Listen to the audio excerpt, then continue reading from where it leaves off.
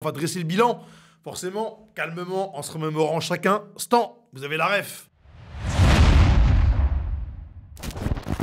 Voilà la team! Comment ça va les amis? J'espère que vous allez bien. Fin de saison les gars, clap de fin. Saison 2023-2024 qui s'est officiellement achevée hier. Voilà, finale de Coupe de France. Voilà, que nos Parisiens ont empoché avec brio. Victoire 2-1 face aux Lyonnais. On va dresser le bilan. Forcément, calmement, en se remémorant chacun. Instant, vous avez la ref. On y va, les gars. La première, c'était la première de Lucho. Voilà, sous nos couleurs. Forcément, une saison qui est pour moi très réussie. À tous les niveaux, que ce soit sportivement, politiquement. Effectivement, on avait l'habitude d'avoir un Paris Saint-Germain avec beaucoup de remous autour, beaucoup de polémiques, beaucoup de bruit. Là, cette année, c'est pour le coup, pour moi, la première victoire. Avant de parler du terrain, c'est en termes de climat. En termes de climat, de la sérénité, pas de polémique tous les 2-3 jours. Voilà, des polémiques à dormir debout. On en avait marre à chaque fois de jurisprudence char à voile, jurisprudence Messi qui est en retard, un tel qui est pas là, l'autre qui est pas là, l'autre qui critique le club, l'autre qui crache sur un tel. Et à chaque fois, il y a des polémiques lui qui est en retard à l'entraînement, lui qui zappe l'entraînement, lui qui est pas.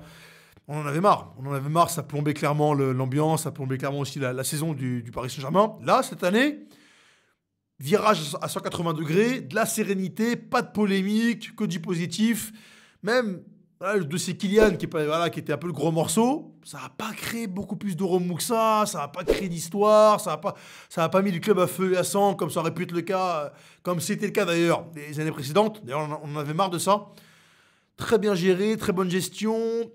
Le club qui a enfin compris qu'il fallait donner les clés aux coachs. Il y en avait marre d'avoir des coachs bridés, des coachs qui n'avaient pas la main sur les choix, des coachs dont l'autorité était sapée, que ce soit par le président, par aussi d'autres personnes au niveau de la direction. Là, enfin, le coach avait la main sur le club, sur l'aspect sportif, sur le vestiaire, sur le match, sur les choix sportifs, sur le remplacement au cours des matchs, sur les transferts. Enfin, en fait, les amis, ça doit être normal. Mais ça ne l'était tellement pas au Paris Saint-Germain qu'on est obligé de le dire. Et là, force est de constater que le Paris Saint-Germain a pris acte de ses erreurs par rapport à cela et a gommé ses erreurs. Bravo au club. Voilà, il faut aussi dire quand tout va bien, quand les choses se goupillent bien. En l'occurrence, c'est le cas. Par rapport à ça, c'est très bien. Lucho, les gars, pareil, très bonne gestion sportive. Très bonne gestion en termes de temps de jeu. Il n'y a pas eu de frustration de la part de certains joueurs qui pourtant n'ont pas beaucoup joué. Je pense à Gonzalo Ramos, même s'il a joué quand même pas des brides de match. Il a pris son mal en patience. Il a accepté son rôle de remplaçant, sans rechigner, sans mettre le club aussi à feu et à sang, via des déclarations, via un mauvais comportement. Il a été professionnel.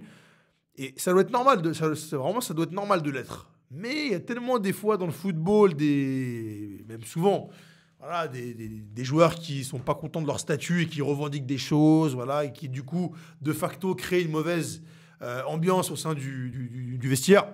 Là, ça n'a pas été le cas. Tout le monde l'a tiré dans le même sens. En termes d'état d'esprit, c'est une très bonne saison aussi. Il n'y a pas eu de problème dans le vestiaire, il n'y a pas eu de problème d'investissement de certains joueurs. Tout le monde s'est mis au diapason, tout le monde a travaillé ensemble, tout le monde a tiré dans le même sens. Ah, ça fait plaisir. Ça fait plaisir et tout le monde est à l'unisson derrière le coach. Et le coach, lui aussi, a réussi à fédérer. Donc bravo. Bravo. Pour ce qui est des résultats, forcément, c'est ce qui nous intéresse.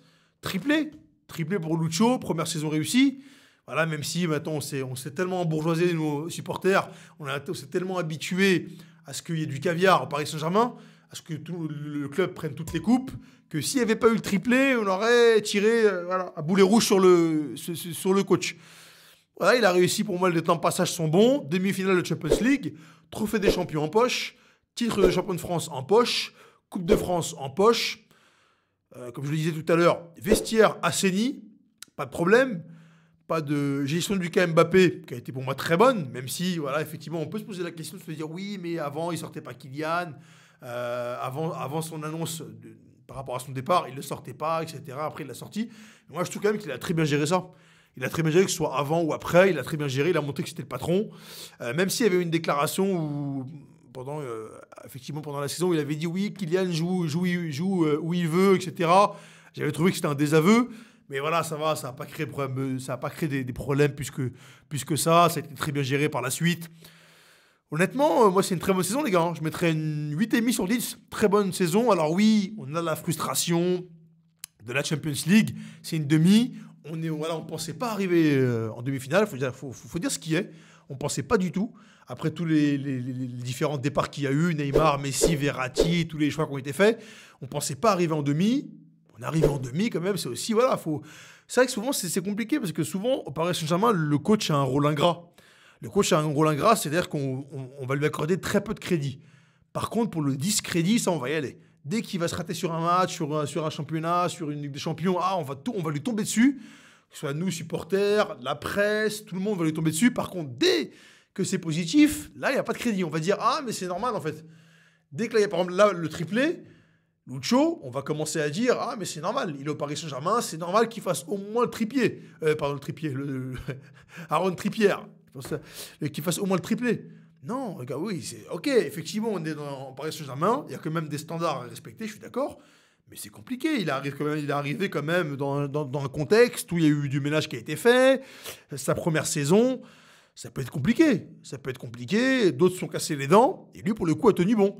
Il faut quand même aussi rendre à César ce qui appartient à César. Il faut aussi qu'on apprenne, nous aussi, les amis, à accorder, à donner du crédit au coach au Paris Saint-Germain.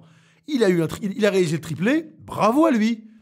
Bravo à lui, on va pas commencer chaque fois à lui chercher des poux. Oui, mais il a un effectif pléthorique, oui.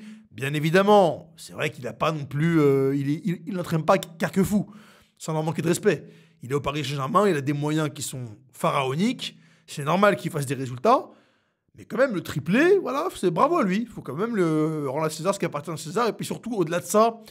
je trouve qu'il a remis, pour moi, certaines choses centrales au sein du club. Le sportif, le football.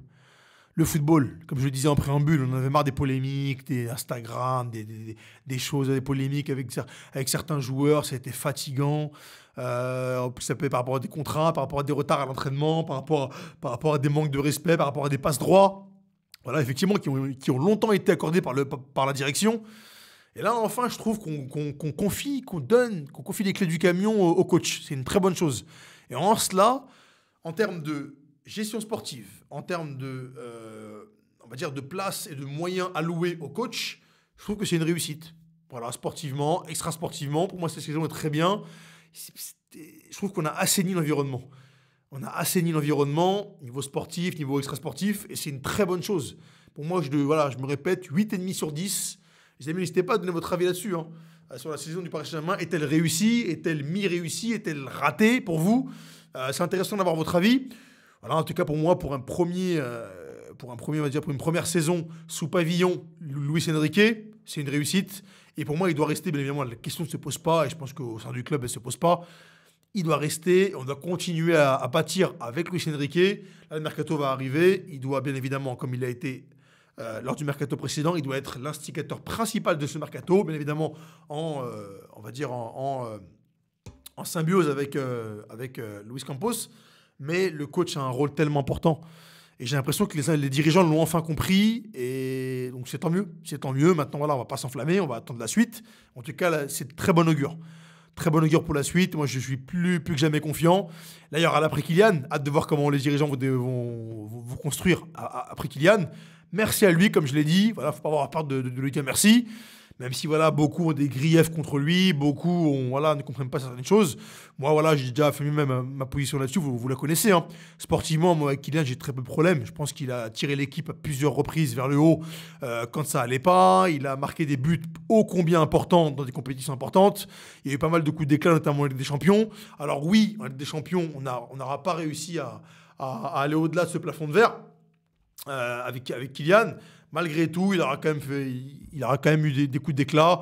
J'ai pas envie de les oublier. C'est tellement facile de tout jeter comme ça à volo et d'oublier ce qu'il a fait. L'amnésie chronique de certains, les gars. Je vais vous tomber dessus. Attention, n'oubliez pas. Faut pas oublier. En 7 ans, il s'est passé beaucoup de choses. Il a apporté beaucoup de choses. Après, moi, là où j'ai des problèmes avec Kylian, je l'ai pu l'expliciter dans une précédente pastille. C'est extra-sportivement, politiquement, je mets le club à feu et à sang via des stories publiques, je prends le club en otage, Non, c'était trop. Et à la fois, le club aussi lui a trop donné. Lui a trop donné, il a pris la place aussi que le club lui a donné. Donc en fait, les torts sont partagés, les gars. Mais voilà, mieux vaut se quitter en bons termes, rester bons amis et pas oublier les très bonnes choses qu'il a accomplies au Paris Saint-Germain. N'ayons pas peur de le dire, Kylian a beaucoup apporté au Paris Saint-Germain. Il a créé aussi pas mal de problèmes, voilà, notamment politiques, on va dire, au niveau extra-sportif. Mais voilà, on lui souhaite le meilleur pour la suite. On va pas être rancunier, on va pas être amnésique, comme je le disais. Bon courage, Kylian, pour la suite. Merci pour tout. Bon vent à toi. Et nous, on a une saison prochaine à préparer. Bien évidemment, les joueurs passent, le club reste. Bien évidemment, le club se relèvera, bien entendu, du départ de Kylian. Zéro doute là-dessus. Ciao les amis.